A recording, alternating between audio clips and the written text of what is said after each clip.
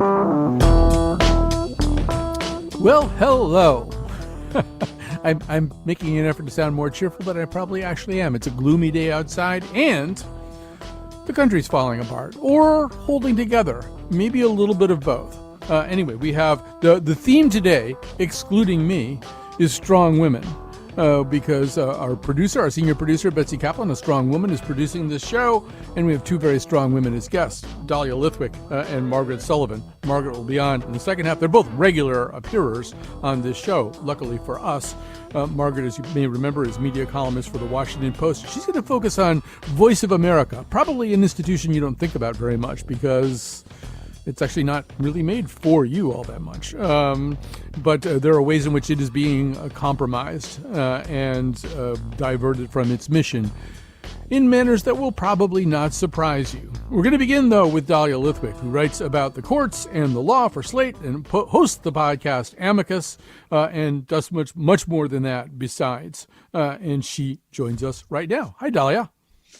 Hello. I'm trying to kind of copy your feigned enthusiasm. I know it doesn't really sound plausible from either one of us, but nope. But we're trying. So let's start with the news. I mean, presidential electors from the so-called Electoral College, they're meeting right now. In fact, I think the New York Times has like a tracking thing to tell you. I think last time I looked, Biden had 149 of his purported or apportioned 306 electoral votes. But so they're actually doing the thing right now, right? This is the thing that electors do that makes the election final, correct? This is, it's one of the many sort of demarcation points in this transition period that probably none of us, other than maybe during Bush v. Gore, paid any attention to, which have now become an opportunity to write yet another headline that says Biden has won again. So yes, this is happening, and it would be a total invisible nullity given Biden's margins of victory. And yet, as you say, because nothing is for sure anymore, we are watching it and hoping that it has some kind of conclusion, some full stop period, now it's really over effect. Yeah, and I think also, I mean, we will long for the days of invisible nullities. We do already, and like so many other developments in this particular cycle, this one is attended by at least the plausible threat of violence. Michigan has had to close its legislative buildings due to credible threats of violence, to use the term of officials there. I think Arizona has had to go to some kind of DEFCON status. I'm not quite sure what they've had to do, but it seems, Dahlia, that at every turn here, it isn't simply hectoring in the courts. It isn't simply political maneuvering. There's a sword and spear point to all this that never seems to go away. I think that's right. And I think that's the part that's hard to track, right? I mean, I'm a legal reporter first and foremost. I can monitor the Kraken, which I've been doing for weeks, the 50-some lawsuits that all have failed for Trump and Giuliani and Jenna Ellis and Sidney Powell and what have you. But what you're describing is something far outside the lane of sort of normal politics or law. And it is this, I think you're right, hovering threat to often, low-level election officials in Georgia, in Michigan,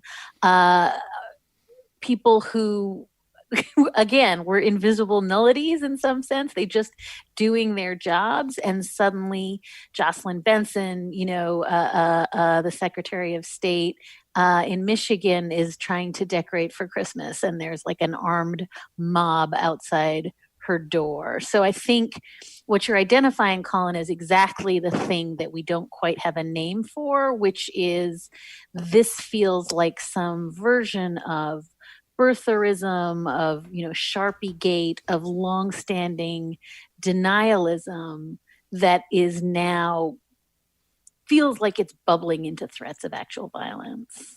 Yeah, I mean, there's a way in which this this whole electoral crisis almost seems like a gateway drug to militiaism for some people. I mean, it seems like the presence of that movement, which you could at one point really kind of chase into a few dark corners here and there, it just grows, it swells. There are a number more people who are willing at least to join in, making threats and making trouble. But I want to go back to your wheelhouse because there's a lot of stuff in there that we need to talk about too. So on Friday, the Supreme Court turned down the so-called Texas lawsuit, which Trump had referred to as the big one. Maybe first of all, explain what it was that the Supreme Court did, or more accurately, refused to do.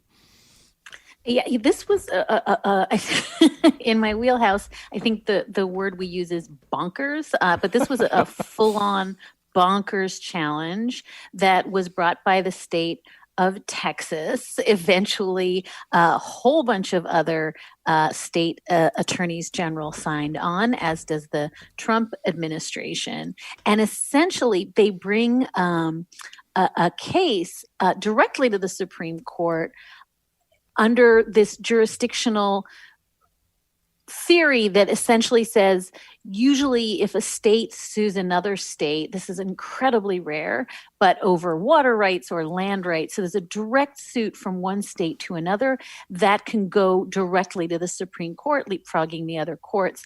It is very rarely invoked, but the point of it was, this was Texas suing the states of Pennsylvania, Georgia, Wisconsin, and Michigan, and claiming that those states had so badly mishandled their own elections that all of the millions of votes needed to be thrown out, and the state legislature should be allowed to send up their own electors. So it was So it was essentially saying, we're asking to the Supreme Court to set aside state election results in these 4 states because of sort of inchoate claims of fraud and mismanagement.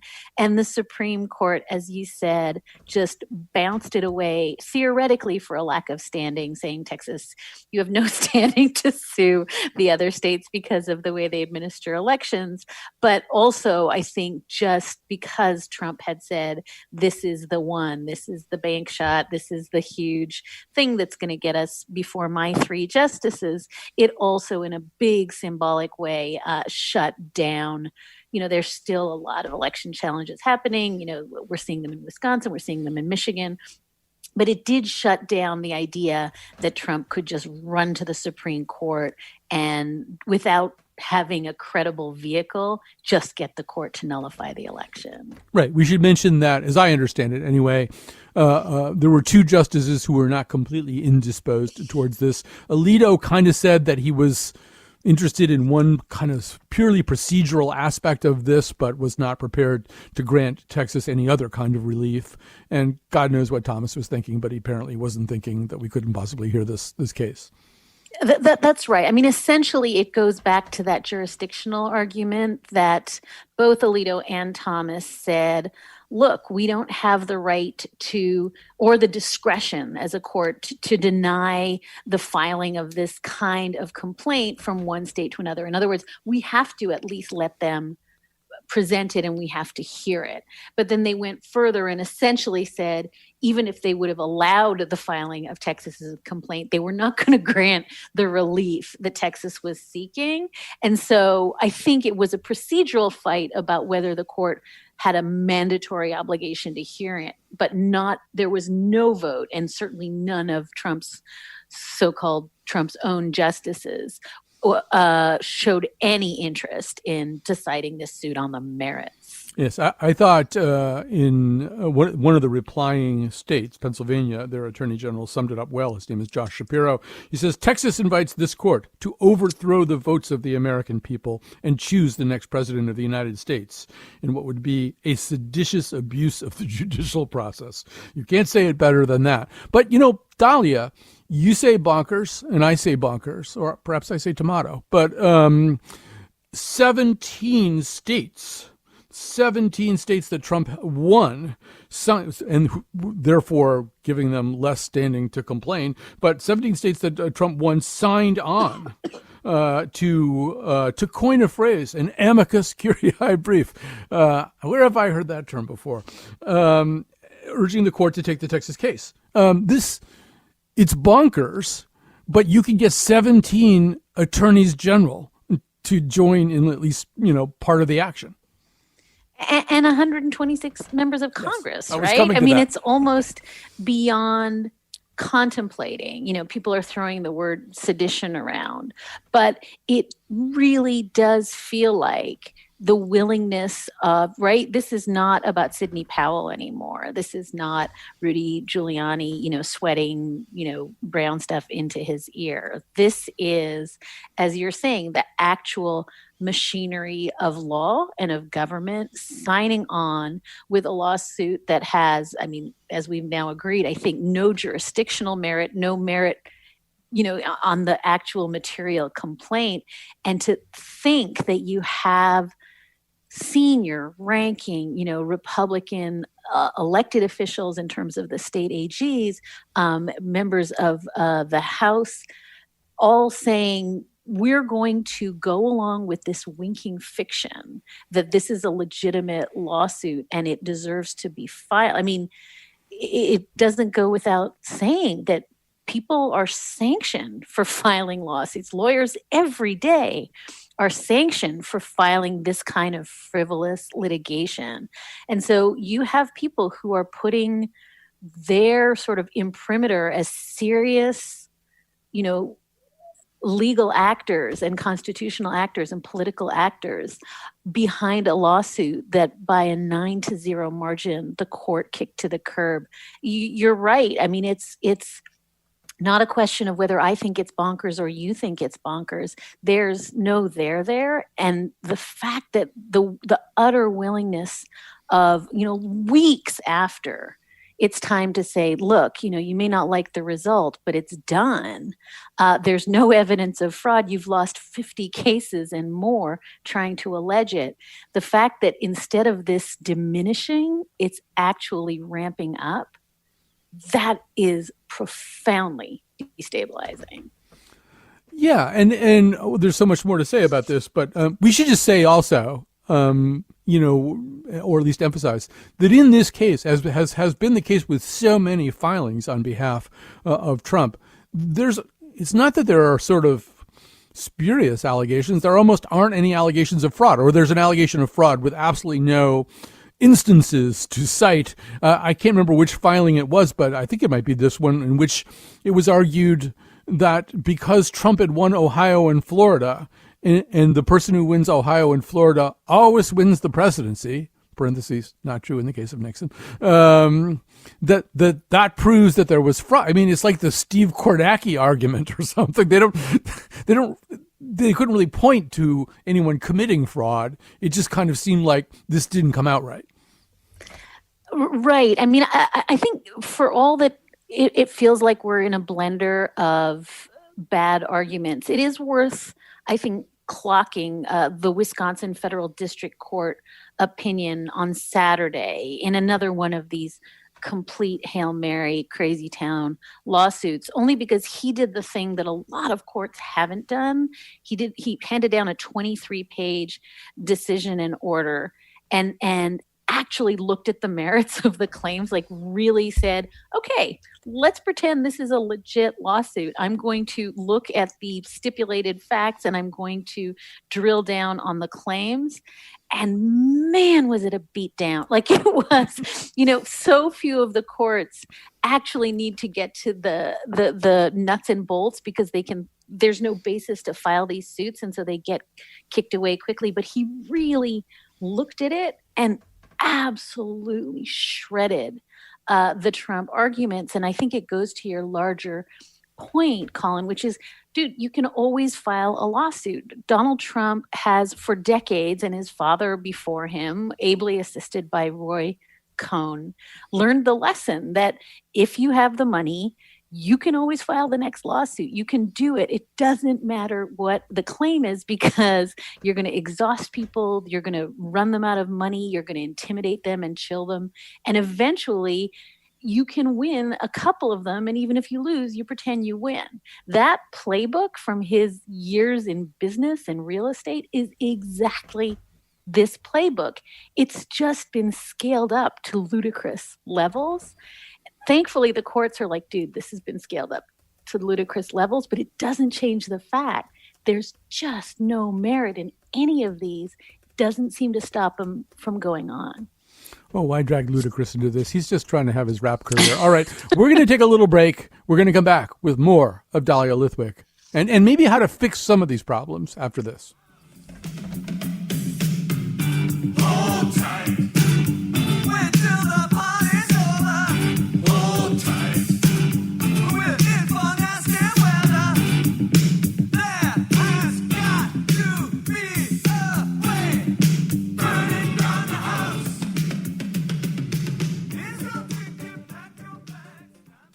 All right, we're back with Dahlia Lithwick, who writes about courts and the law for Slate, hosts the terrific podcast Amicus, although not to whine, but I don't think there was a December 12th episode this week.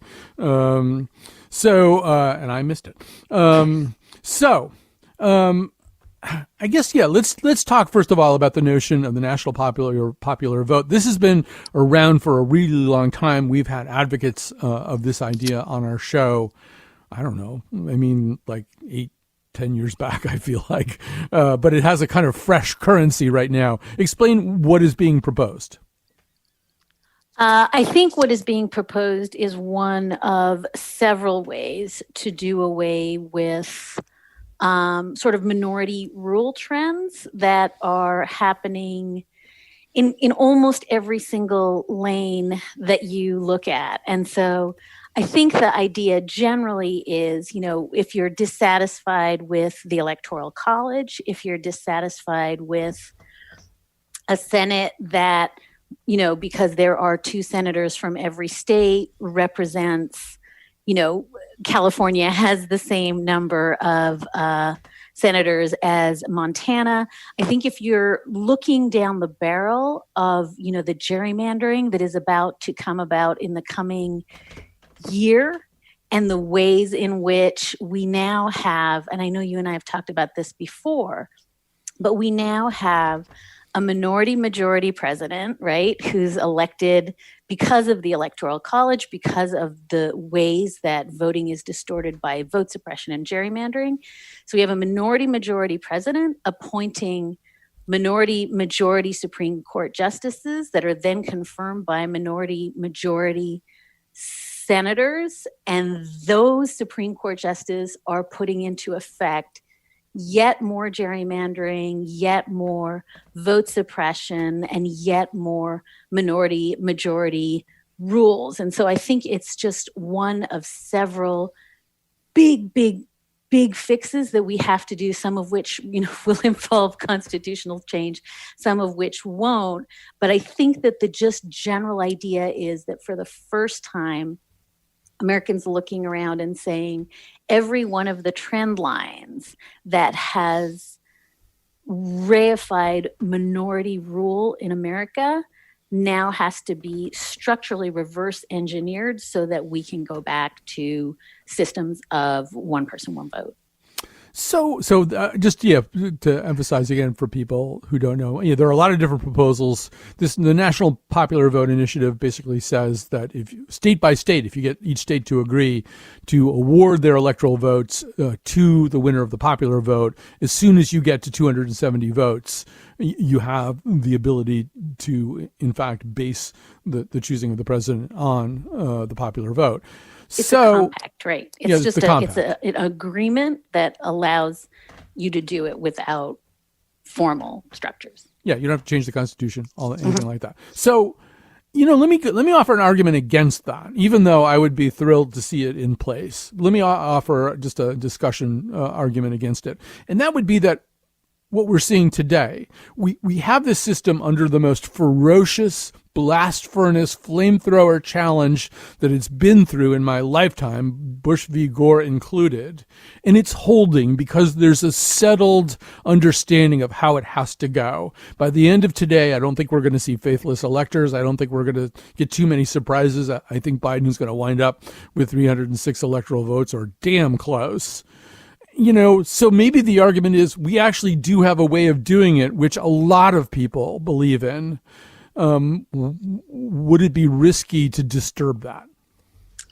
So first, I would commend, I think the best book on this is Jesse Wegman's book about the Electoral College that kind of presciently came out last year. Here's my concern about what you're saying. I think that it is of a piece, Colin, with this big theme that is saying the system worked. Right? Mm-hmm. Everybody is saying the processes as crumbly and clunky as they are, everything held. And because we need to lash ourselves to something, I think this is your argument. Let's lash ourselves to a system that, has 200 years history and that people believe in. And I think that my problem is I now dispute the premise. I don't think any of these systems really held. I think they held because this was a stupid coup, which is my trademark. This was not a well-executed, deftly run, this was not Ben Ginsburg, arguing for the RNC. This was Sidney Powell screaming about the Kraken. So my fear is that if we walk away from this election, and by the way, I still think like they're as you and I are talking, Michigan is doing an alternate state of electors, right? So I'm not as convinced as you are. Oh no, I'm actually not convinced. This is more for the sake of argument. Okay, so then stipulated that this may persist until January 20th. I guess I am really worried about calling out the signal that this architecture held, therefore the architecture is strong or reliable. I think that what we've learned, if nothing else, in the last 4 years, and this is why I'm obsessed about the minority rule piece of this, is that anything that happens that is distorting the vote can be weaponized to further distort the vote. And I guess my final thought on this is I think it's really easy to say the election system held because it works and it was basically a blowout. But I think we're now going to see, not just because of gerrymandering and more vote suppression, but I think that even looking at the election law that is now being produced in the wake of this election, we are going to see more calls for ID. We're going to see more calls for doing away with mail-in voting. It is going to be harder and harder and harder for people to vote, and that is being blessed in the courts. So I just feel like we have to absolutely ring the bell in the opposite direction, which is this is a pretty shabby system that we eked out what looks like it may be a win.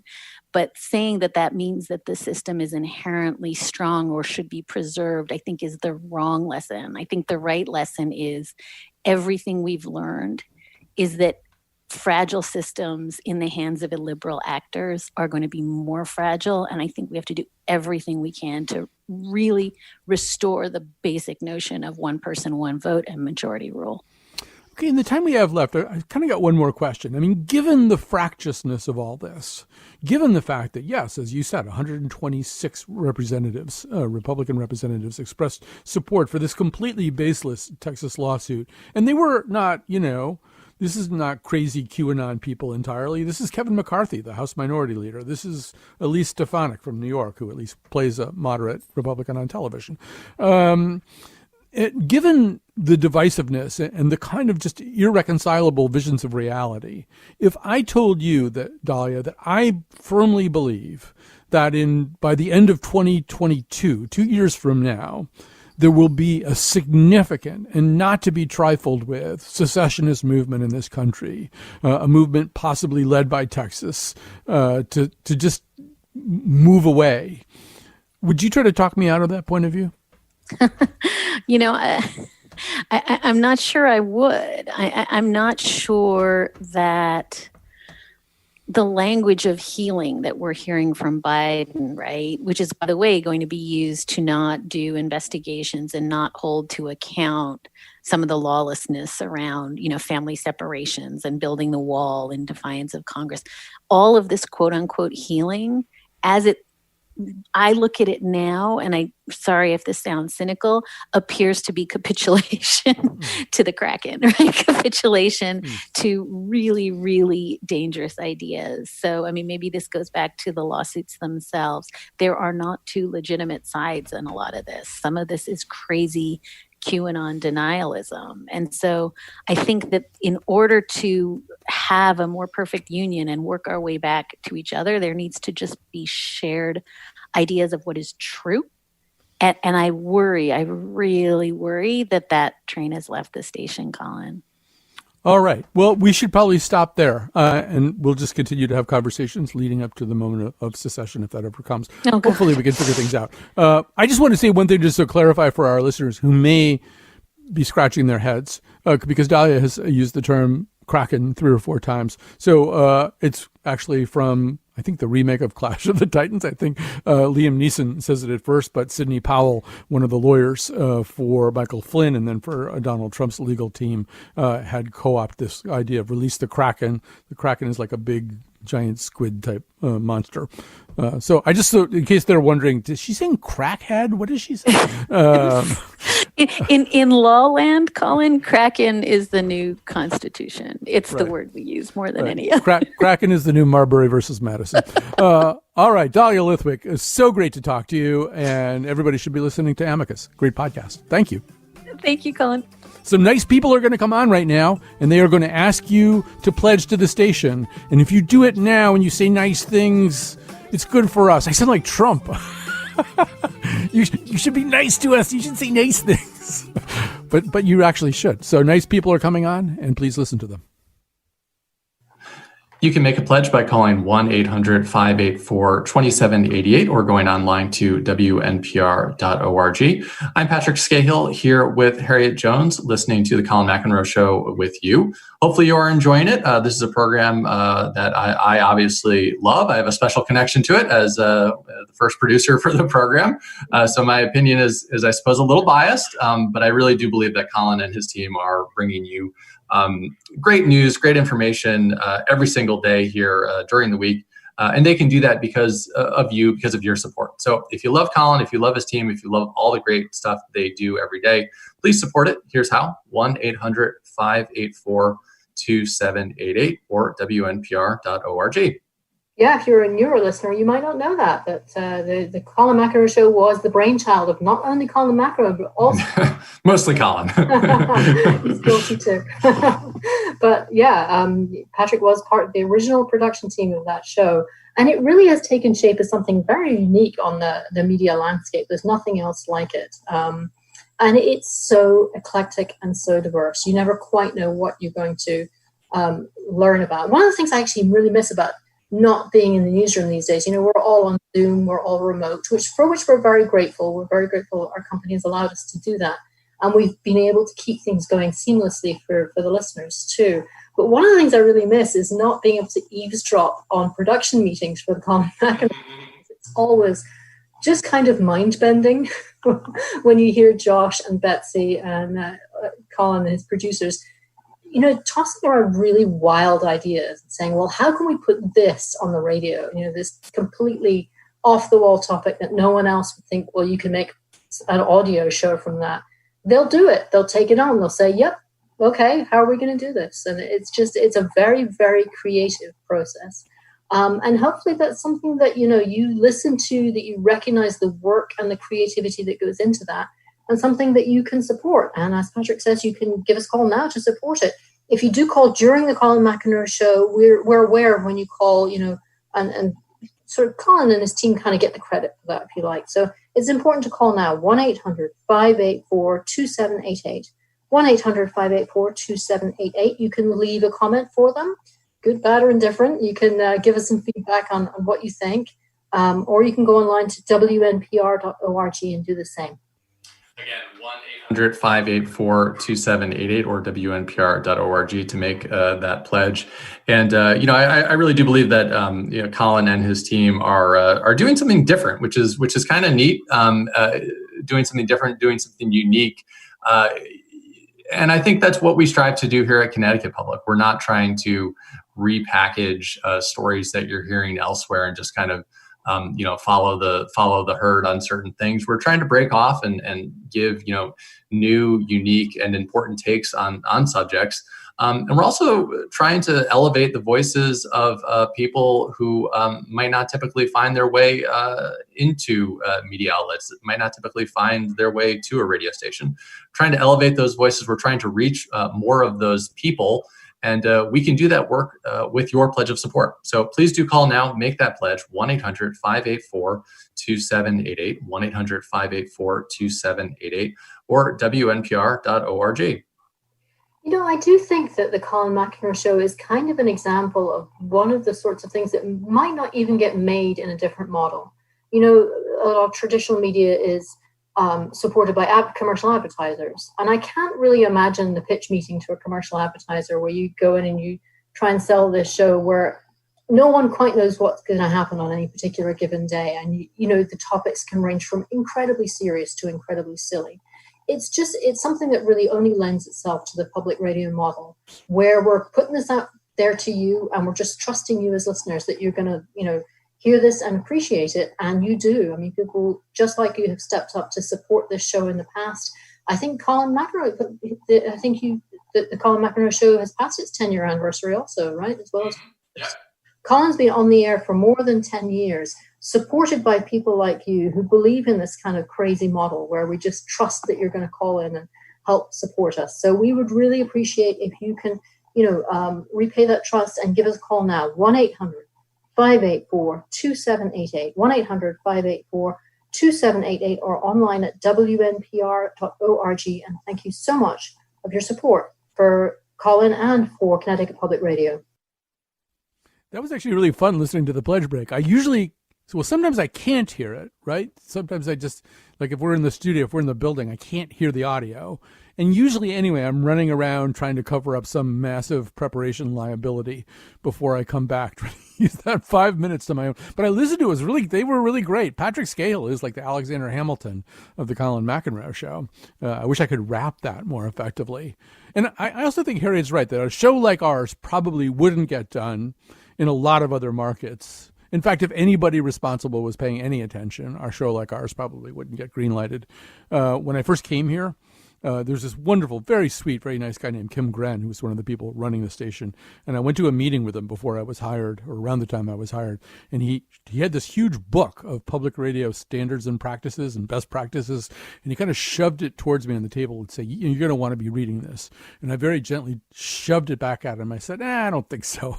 I don't think I want to know what the best practices are. And that's worked the whole time. All right. So very quickly, got to thank, speaking of wonderful teams and founding fathers and mothers, got to thank Betsy Kaplan, senior producer of the Colin McEnroe Show. She produced this episode. The amazing Kat Pastor, a recent acquisition. And boy, were we lucky to get her right at the time we got her. Kat Pastor's in the studio, making it possible for this whole thing to work in its completely bonkers, decentralized form that we have right now. So thanks to them, too. And thanks to you if you'll make a pledge during this time. You can even do it while I'm talking. I won't be offended. However, Margaret Sullivan probably wants you to pay attention to what she's saying, not call up and pledge money to us. You can give online very quietly. Margaret won't hear. Margaret Sullivan is a media columnist for The Washington Post, the media columnist for The Washington Post, and the author of Ghosting the News, Local Journalism and the Crisis of American Democracy. She's been on our show many times. It never gets less exciting to introduce her. Margaret, welcome to our airwaves.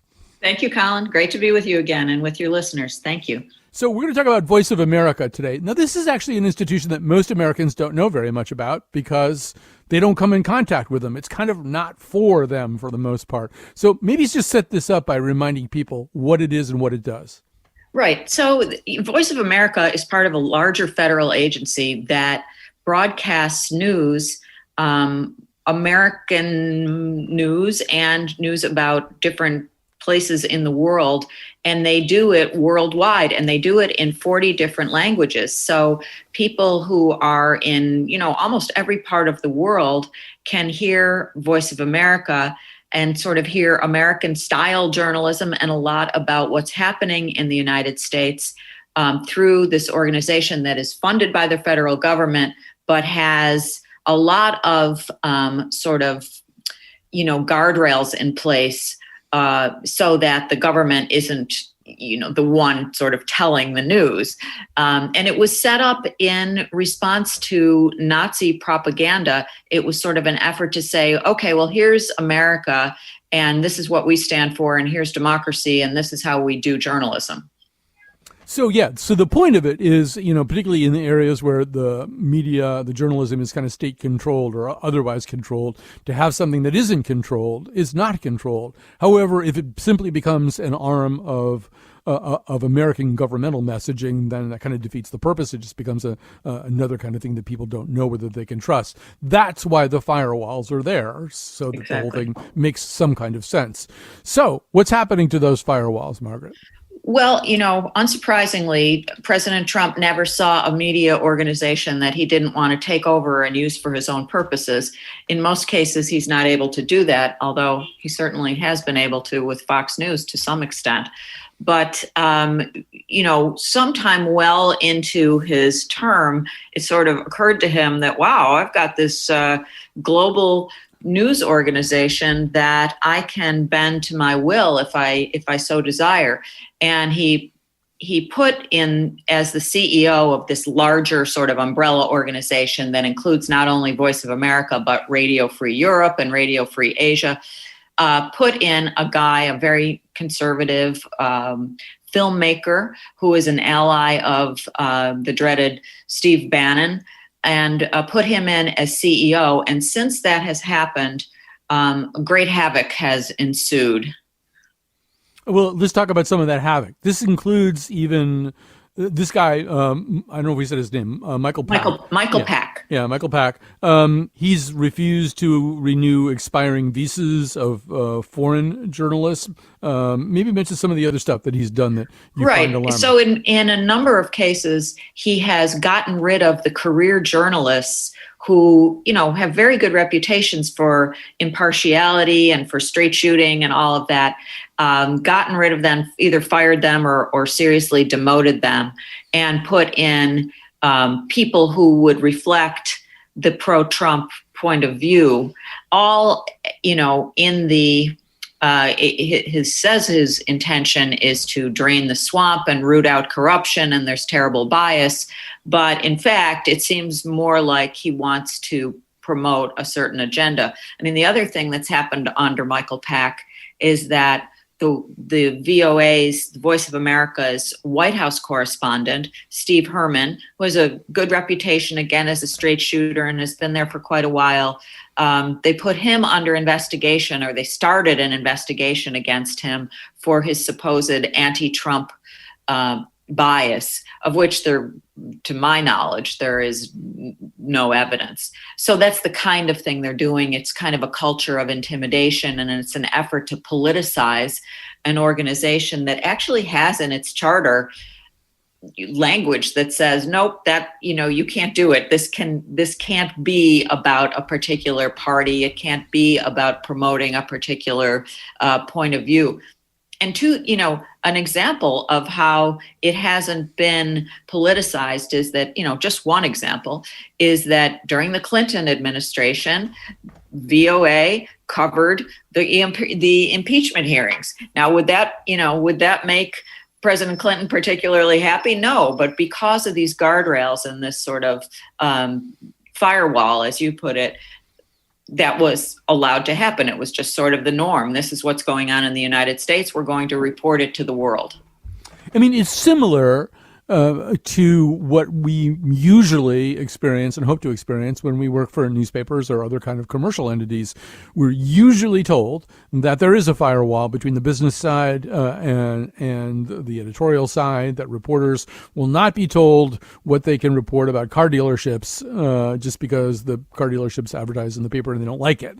That there is right. That firewall. We're sometimes even told there's a firewall between the reporting staff and the editorial page, that there's the notion that the reporting staff doesn't have any ability to influence the writing of editorials and vice versa. These kinds of firewalls are common, and you kind of hope that they hold together, and you're sad when they don't.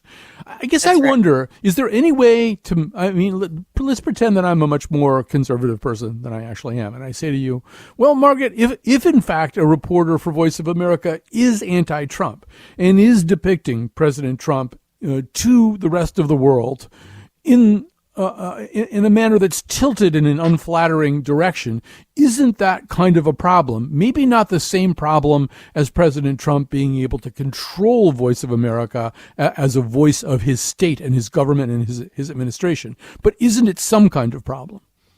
Sure. And I think that if that were to come about, and, there are nearly 4,000 employees of this larger agency that includes Voice of America. When you have 4,000 people, many of whom are journalists, and then another 1,500 stringer journalists who are basically freelancers, believe me, you're going to have some problems. I mean, I managed a newsroom in Buffalo of 200 people, and you had all kinds of issues that came up, and personnel problems and plagiarism issues. And, things happen in newsrooms and things happen in media organizations, but they need to be dealt with not politically, but rather editorially.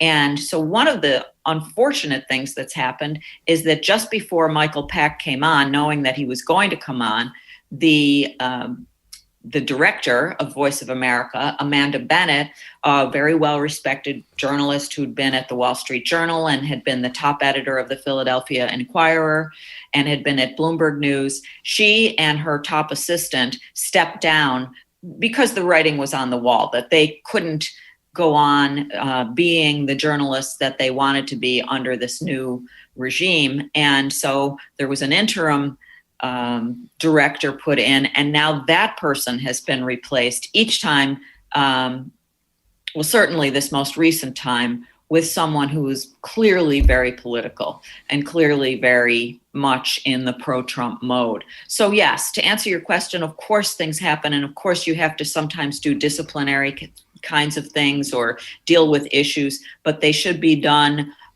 in a way that's not about politics. One thing that we haven't mentioned that I just want to mention because it's there so clearly in your article, I think it's both Amanda Bennett and Sanford Unger, who worked there for a long time, saying the same thing, which is that, when you go to other countries and you're working for Voice of America and people even see what we call in the business the mic flag, the little thing on a microphone that has the insignia or logo, in this case of Voice of America, people brighten. I mean, it really has this kind of gold standard quality to people. Oh, you are the people who come and tell me the truth, and you can't be shut down by the government of whatever country we're talking about. And that's been, such an incredible source of pride, I think. That's right.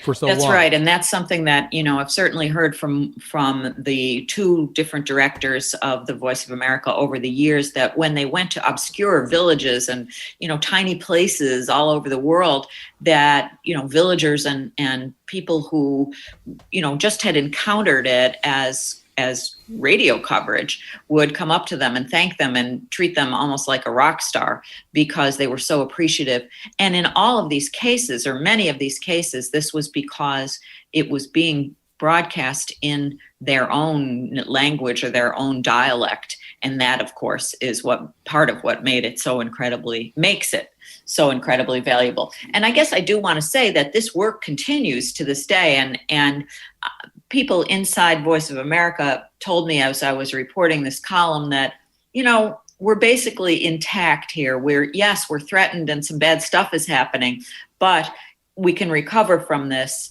And we hope to be able to soon if Michael Pack is sent, I guess we could say, packing.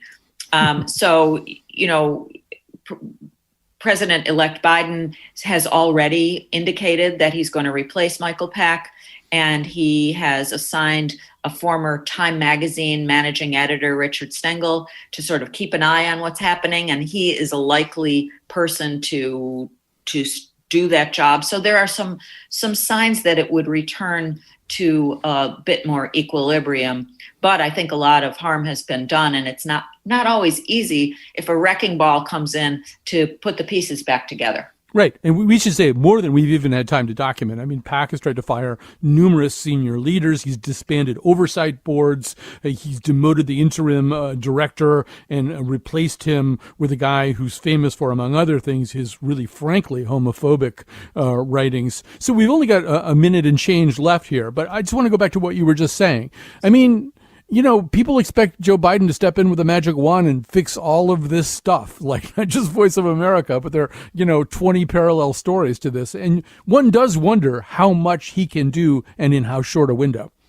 That's right. I mean, Biden, for one thing, has a rather large public health and economic problem to deal with. And those undoubtedly will be top of mind, but he also has a lot of help. And if he's already indicated that he wants to do something to fix this, I think that's a good sign, and it's a hopeful one. But I do worry that so much, there's still quite a bit of time between now and Inauguration Day. And what is the Michael PAC's endgame? We don't really know. He was still doing things last week that were pretty tough to see. So there's a lot of time to do harm, I think. All right, Margaret Sullivan, we got to go. It's great to talk to you, media columnist for The Washington Post, the author of Ghosting the News, Local Journalism and the Crisis of American Democracy. We, once again, are going to have Patrick, the Alexander Hamilton of the Colin McEnroe Show, and Harriet Jones, who once hosted our Scottish secession show. And they're going to tell you why you should support the station and our show. Please make a pledge during our show. It really helps us out a lot. I mean, assuming you want to help us out. If you don't want to help us out, you probably should not pledge now. Or you should pledge and say, but not for this rubbish or something like that. I don't know. I can't look inside your heart.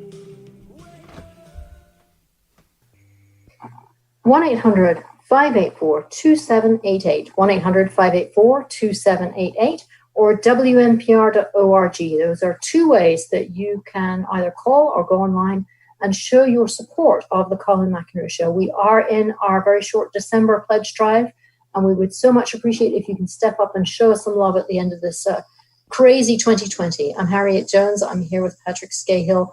We're all clinging on by our fingernails here. We're getting through 2020. And we're so grateful to you, to our listeners, to everyone who's supported us all the way through this year. We've made it through. We're almost into the new year, into 2021. We'll see what that will bring. Hopefully better things. But again, we so much appreciate your support. And we would so much appreciate if you can, help us through to the end of this year. If you can, 1-800-584-2788. Renew your membership or take out a new membership. If you've never been a member of the station, it's a great feeling when you do it. 1-800-584-2788 or online at WNPR.org. We are thankful for each and every one of you that's been our companion through this chaotic year. And, we hope that we've been there for you, not only to inform you, but to entertain you during this year. And I think Colin's show is really emblematic of how Connecticut Public can strike a really unique and special balance between those two things. Every single day here during the week, Colin and his team are bringing you unique, creative, fun ideas. But they're also bringing you important news stories, and they're bringing you important voices that you wouldn't hear elsewhere on the radio dial or in your podcast stream. So if you value that, again, we do need your pledge of support to ensure that this program stays strong. And not only this program, but all the other great programs that you enjoy on Connecticut Public, programs like Where We Live and Morning Edition and All Things Considered. All of those shows continue to function, continue to bring you all the chaotic, crazy news that you're getting this year because you make it happen. And it's important news. It's important stuff that needs to continue. So 1-800-584-2788. That's the number, or WNPR.org. Harriet?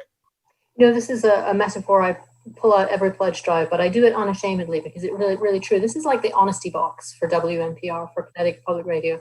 You listen every day, you enjoy it. There's no way that you wouldn't step up and support that, right? You wouldn't just take it and not actually drop your money into the honesty box. So the pledge drive is our honesty box. So if you've enjoyed this radio this year, if you've enjoyed Colin's show, we'd so much appreciate if you'd show that with a dollar amount. 1-800-584-2788. 1-800-584-2788. Take this chance to drop your dollars into the honesty box or online at WNPR.org. Thank you so much for your support of Colin McEnroe and of Connecticut Public Radio.